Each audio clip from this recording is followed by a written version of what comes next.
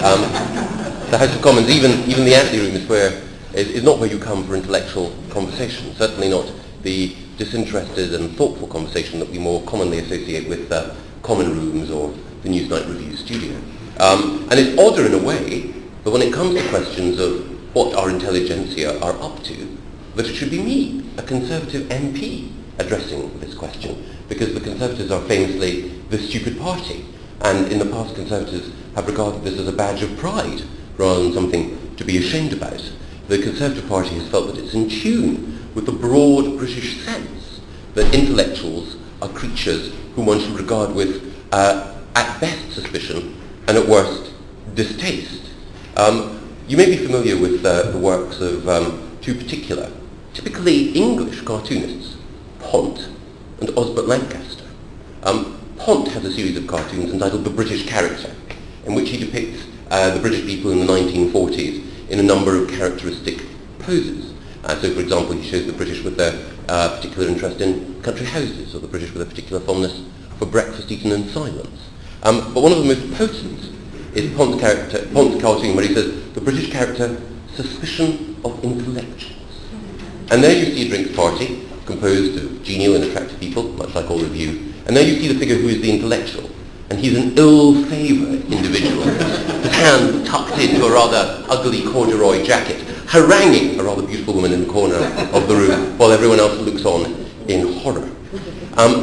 Osbert Lancaster, rather more piquantly, subverted the whole idea in one of his cartoons in the 1950s, where he has the Earl of Littlehampton, his particular ideal English aristocrat, in his club, sunk deep in a leather armchair, turning to one of his companions and looking over a copy of the Times, which reports what's been happening in the Soviet Union. And he turns to his friend and he says, Freddie, which are we? Workers, peasants, or intellectuals? And the suspicion of intellectualism runs deep in the British character, and indeed a British intellectual with the curiously un-English name of Stephen Collini has written a whole book recently, Absent Minds, which argues that the British hostility towards intellectualism has been one of our Achilles' heels. And the Conservative Party generally has rejected the Collini view and argued that we're at our best, the nation is at its best, politicians are at their best, when they take a pride in pragmatism, when they distrust abstract ideas. The very word intelligentsia, in many respects, is alien to English, and particularly Tory English, political culture. But I think that it's a mistake to ignore or to disparage what's happening in the intellectual arena in Britain and elsewhere. I take the view, in the words of the American conservative thinker Richard Weaver, that ideas have consequences. I believe that it's through winning and engaging in intellectual battles that you shift public opinion and you make political possibilities out of ideas and concepts which had previously been regarded as marginal or eccentric. And I preanate, very briefly, what happened in the 1970s here in the United Kingdom. Everything that happened in the 1980s, the crude mechanical changes that Margaret Thatcher made to our economy and elsewhere, would have been impossible without an intellectual battle being joined by a small minority group of figures who were economic liberals, who changed the terms in which we thought of politics. Now, I mentioned that when we talk about intellectuals in this country, we still tend to use derogatory terms. We tend to speak about the chattering classes, talking heads, the liberal establishment, the literati, or in David Blunkett's coinage, the liberati. And behind all of these phrases, there lurks a sense, which I think is true, and which Peter alluded to, that the intelligentsia in this country tend to be predominantly left or left liberal.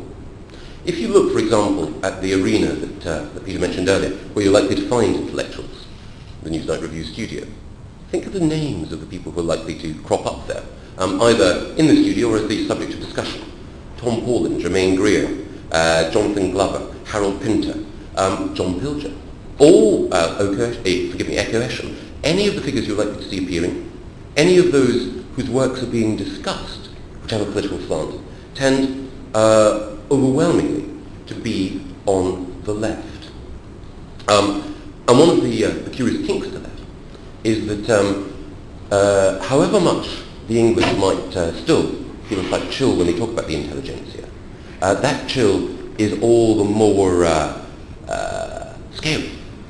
If you were to use the phrase right-wing intellectual, in fact, calling someone a right-wing intellectual is possibly the most damning term that you can deploy in English conversation. It implies conscious wickedness. Someone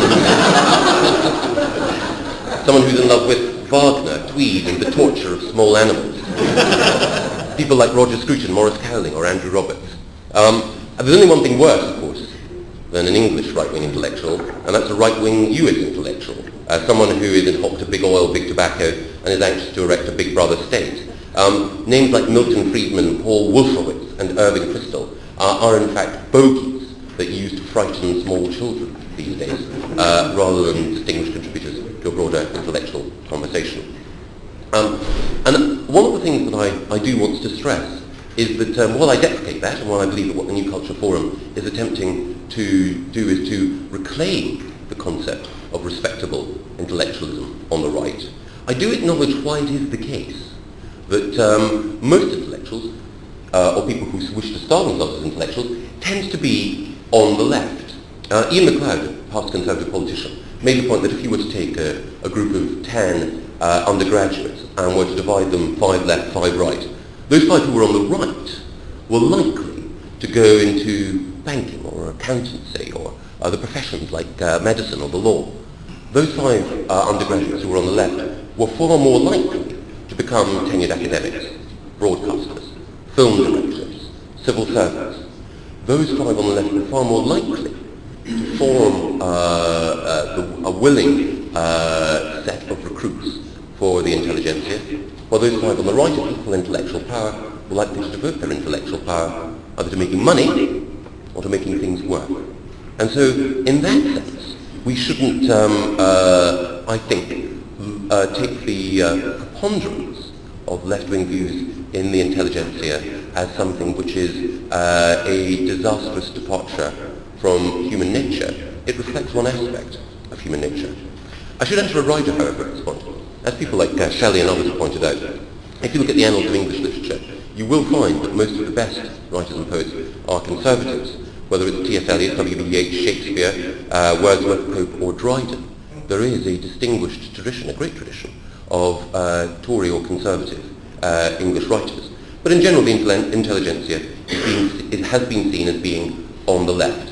And indeed, the left-wing intelligentsia has actively sought to involve itself in political conversations in a way that some right-wing intellectuals have shied away from.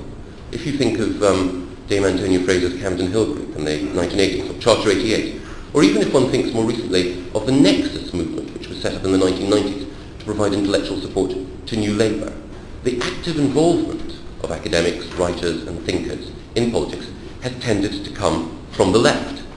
And that has been sharply underlined by recent events, by which I particularly mean the reaction to 9/11 and its aftermath, the war on terror. One of the distinguishing things about the intellectual voices that have been raised since then is the way in which so many of them have succumbed to anti-Americanism or anti-Westernism more broadly. If you think of people, for example, like the individual who came top recently in Prospect's poll of the most influential world intellectuals, Noam Chomsky. If you think of the individual who managed to make it into the top 10, John Pilger. If you think of one of the others in the top 20, just bubbling under, Harold Pinter. All of them, if you think about their intellectual output in the last 5 years, the dominant meme, to use a term from another intellectual, Richard Dawkins, has been anti-Americanism. But it goes much wider than those figures. Pluck almost any writer, or the name of any writer from the air, who's been inclined to stray onto the op-ed pages of any of our major newspapers, and you'll find again that same strain of anti-Americanism being the dominant aspect of their discourse. Whether it's been Arundhati Roy, A.L. Kennedy, or even John le Carre in the Times, anti-Americanism and a sneaking regard for America's enemies has been the distinguishing feature.